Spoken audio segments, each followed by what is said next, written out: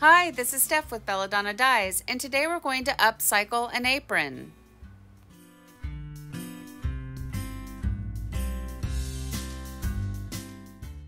I was in the linen closet when I stumbled upon this very old and very stained apron, and instead of throwing it away, I decided I would dye it and give it a new lease on life.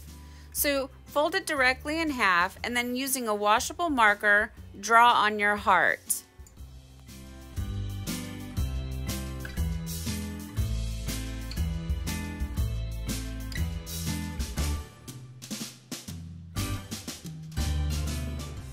Now you want to pleat along this line, making those pleats as tiny as possible. And I have found that if I start at the curved part of the heart, it's just a lot easier. But it doesn't matter, you can start at the bottom, the top, whatever works best for you.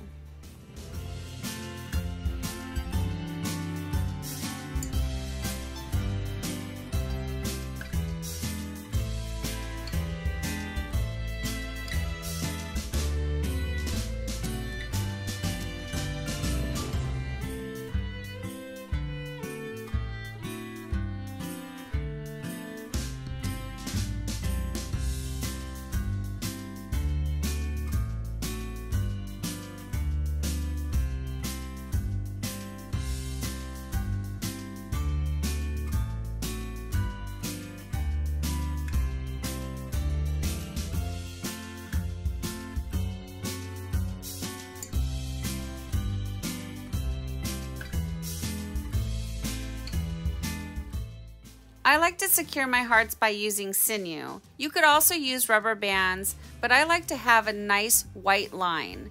So you want to wrap it around a couple of times and then pull it tight, and then it's secure. And then wrap it around a few more times and pull it really tight. And then wrap it around a few more times and pull it even tighter. And the wider you make that sinew line, the more white line you're going to have.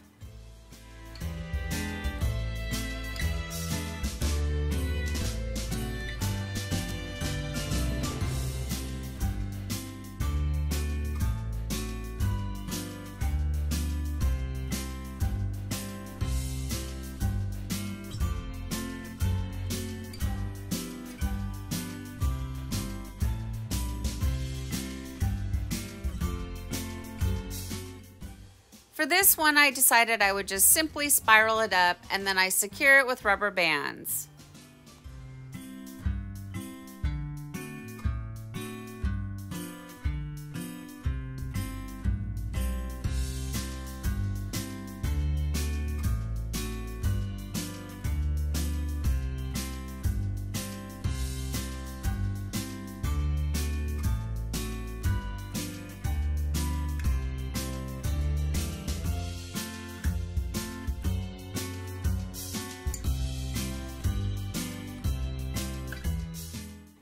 Using a washable marker, I mark out my pattern. And then it's time for the fun part. We get to add the dye. And this dye is old dye. So the greens are from Halloween and the red is from the 4th of July. So it's really, really old. So I'm just curious how it's going to turn out. And since this apron is old and stained, I don't really care how it's going to turn out. And instead of wasting the dye and pouring it down the drain, I thought, well, I'll just do a test here on this old apron. It's gonna get thrown away anyways, right? So you might as well just put it on the apron and see what happens.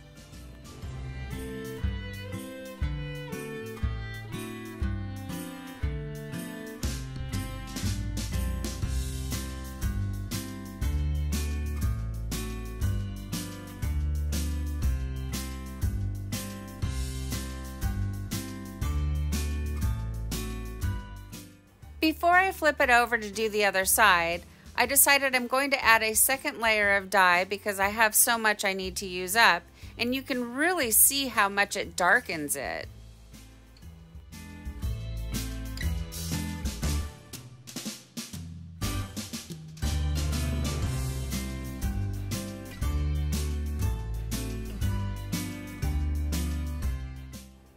I like to clean up as I go, and the disinfectant wipes come in really handy. So for this side, I decided to be a little more creative and do an offset. So where I had the darker greens, I'm placing the lime pop on top of those. And where I had the lime pop, I'm going to place the darker greens on top of that.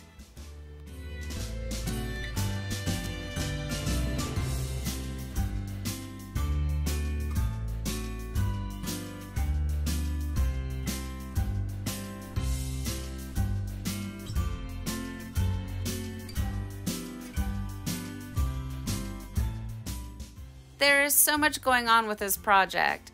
So as I mentioned before, I'm using old dye, but not only is the fire red old dye, it's old thickened dye, and so it's completely coagulated within the bottle and it doesn't want to come out of the nozzle.